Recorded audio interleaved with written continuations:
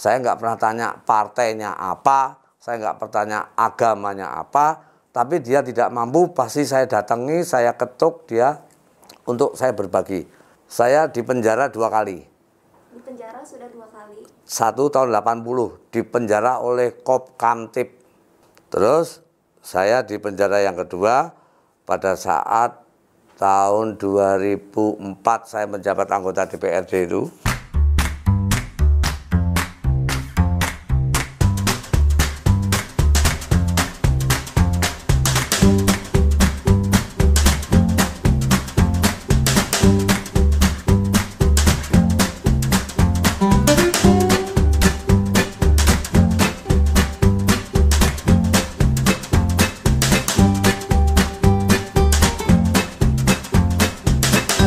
Baik, Bib.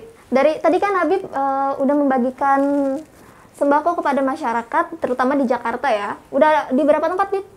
Kalau di Jakarta? Di Jakarta baru di 2 titik. Baru di 2 titik ya. Di Jakarta Utara dan Jakarta Timur, iya. Nah, dari yang Habib datangi rumah warga, ada nggak sih Habib memandang suku atau agama bahkan ras kepada masyarakat ketika membagikan? Enggak sama sekali. Yang saya lihat bahwa dia manusia. Saya nggak pernah tanya partainya apa, saya nggak pernah tanya agamanya apa, tapi dia tidak mampu, pasti saya datangi, saya ketuk dia untuk saya berbagi. Berarti Habib nggak melihat ini ya? Enggak dong, ini dia agama manusia, Nasrani. Ini manusia, makhluknya Allah, sama seperti kita. Nggak ada bedanya. Bedanya itu masalah keimanan itu hukumnya itu lakum dinukum waliyadin. Urusannya dengan Allah masing-masing. Tapi sebagai makhluknya Allah, kita adalah saudara dengan dia. Betul. Setuju saya, Habib. Intoleransi Habib tuh sangat tinggi berarti ya, saya lihat ini. Ya memang orang tua saya mengajarkan seperti itu dari dulu.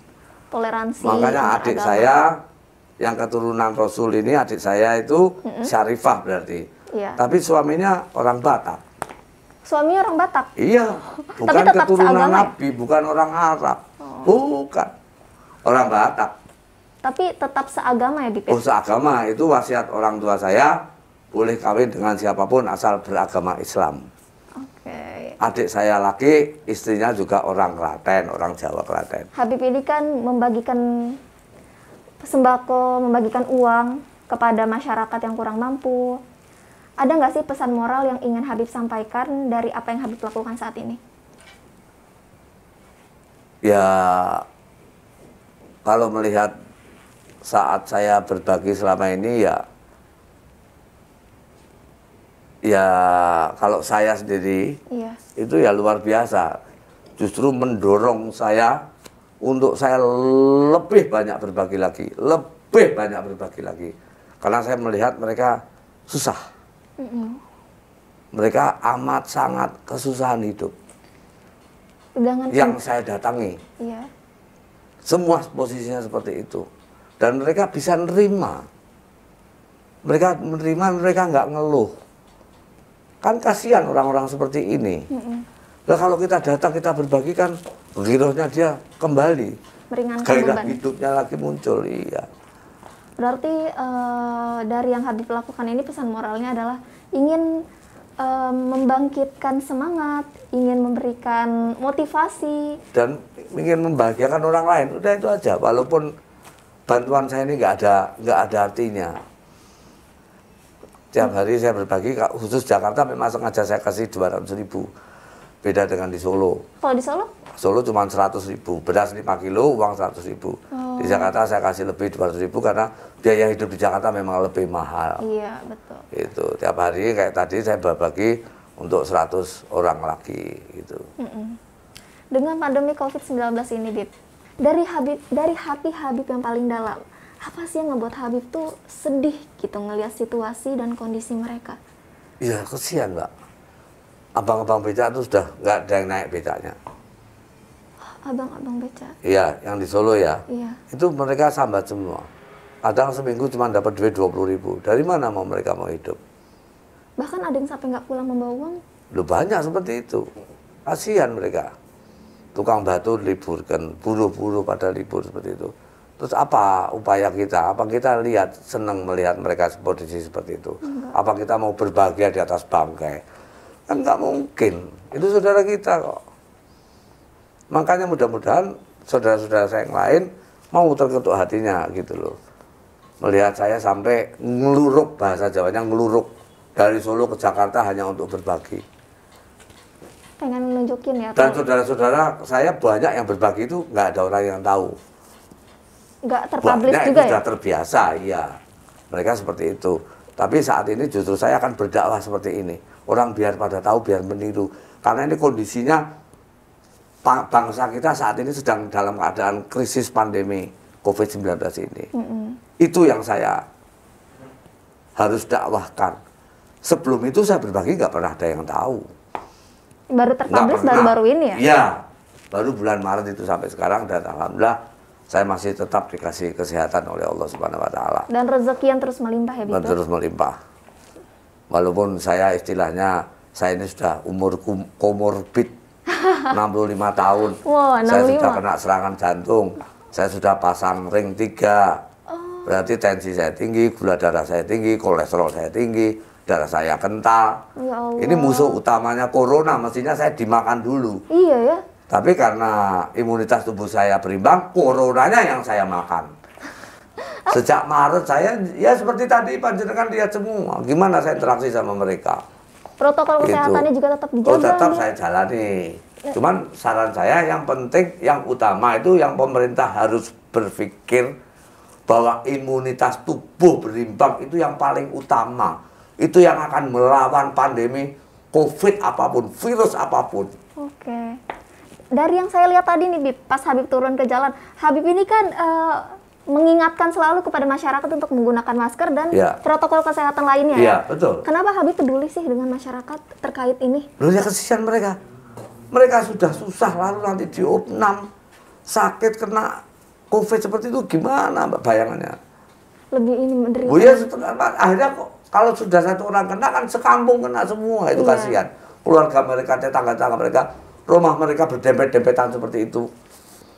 Kontrak-kontrakan semua seperti itu kan.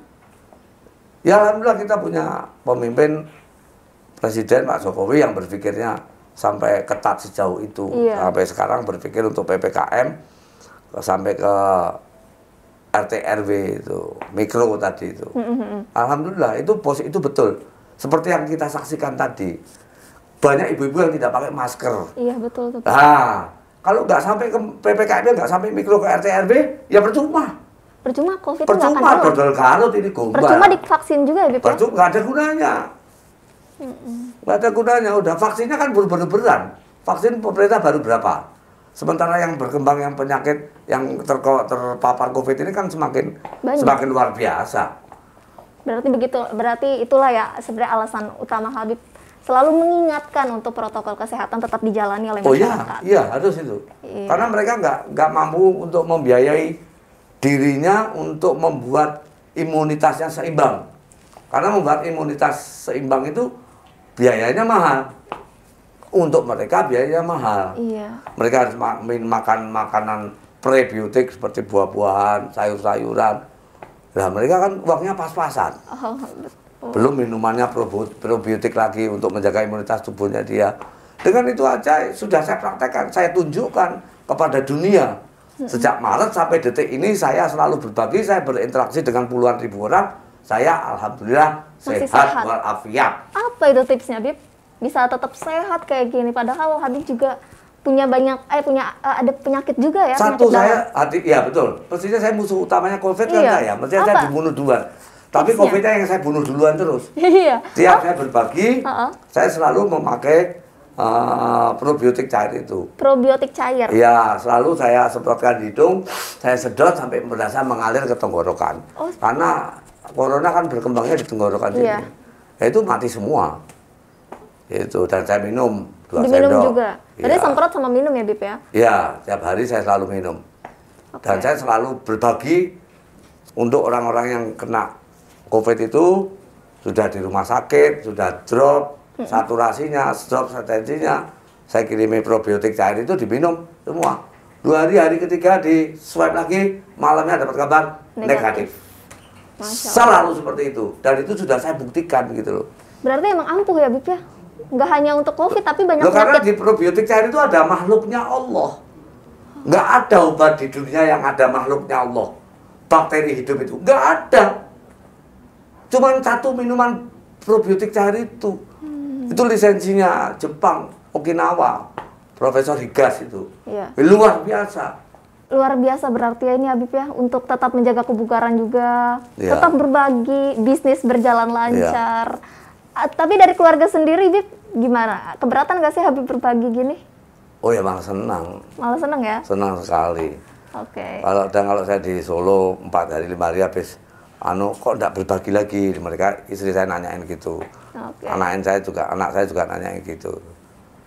Oke, Bib, gini. Tadi yang Habib ceritain di awal ya. Habib ini pernah berkecimpung di dunia politik dan menjadi anggota DPRD Solo 2 periode. Betul. Nah, dari yang saya tahu nih, Bib ya, Habib ini pernah terlibat kasus korupsi saat menjabat di anggota DPRD, benar, Bib? Iya, betul. Kalau boleh tahu kasus korupsi mengenai apa? Ya, saya dipenjara 2 kali. Di penjara sudah 2 kali. 1 tahun 80 dipenjara oleh Kop Kamtib. Mengenai? Yang waktu itu kepalanya Pak Sudomo almarhum itu. Iya. Ya kasus politik karena di Solo kan ada bakar-bakaran waktu itu. Oh. Terus saya di penjara yang kedua pada saat tahun 2004 saya menjabat anggota DPRD itu. 2009 2004 terakhir itulah, 5 tahun ke belakang. Iya. Yaitu saya bukan panitia anggaran, saya bukan panitia rumah tangga. Pada saat itu undang-undangnya jelas, DPRD menentukan keuangannya sendiri, tapi PP-nya PP 110 atau 108, lah itu yang diatur. Jadi PP ini mestinya tidak bisa berbeda dengan undang-undang, karena posisi undang-undang itu di atasnya. Oh iya, paham. Tapi setelah Pak SBY menang jadi presiden, karena waktu itu bertarungnya sama Bu Megawati, lah itu digerakkan seluruh Indonesia semua supaya DPRD semua diperiksa, karena mayoritas DPRD itu yang menguasai semua PDIP gitu. Jadi ini masalah politik. Saya tidak pernah korupsi, mengambil uang, makan uangnya dinas, uangnya apapun nggak pernah. Saya semua 45 anggota dewan itu dianggap Tidak bersalah. memperoleh kelebihan gaji 1 tahun 82 juta rupiah. 82 juta rupiah kelebihan gaji. Karena sesuai undang-undangnya DPRD mengatur keuangannya sendiri. Lah yang mengatur kan teman-teman yang lain. Tapi yang jadi kena sasaran. Tersangka ini semua 45 anggota DPRD Solo. Dan ini nyari seluruh anggota DPRD seluruh Indonesia seperti itu. Itu konflik politiknya Pak SBY saat itu. Setelah Bu Mega kalah. Itu. Nah, kecuali kalau saya korupsi itu saya makan uang bansos. Itu udah jelas. Saya makan uang proyek. Nggak pernah seperti itu.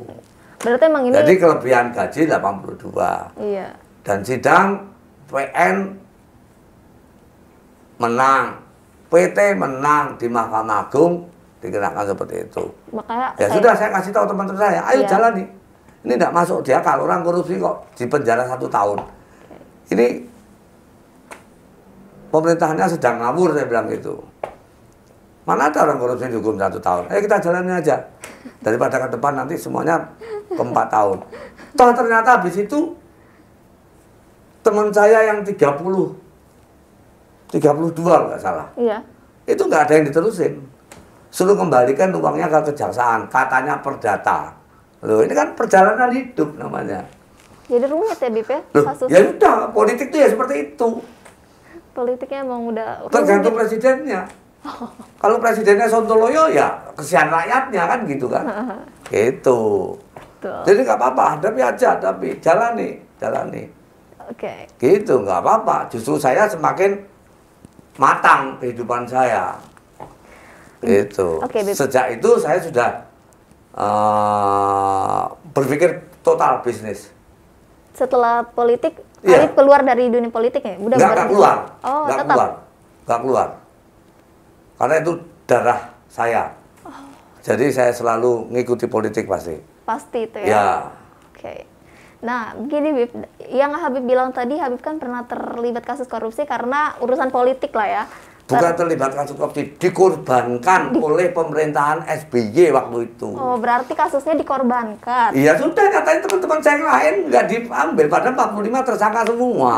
Disuruh kembalikan, ya sudahlah saya bilang, ya sudah, ini Tuhan kasih ganjaran kita. Iya, iya. Jalannya aja nggak ada problem.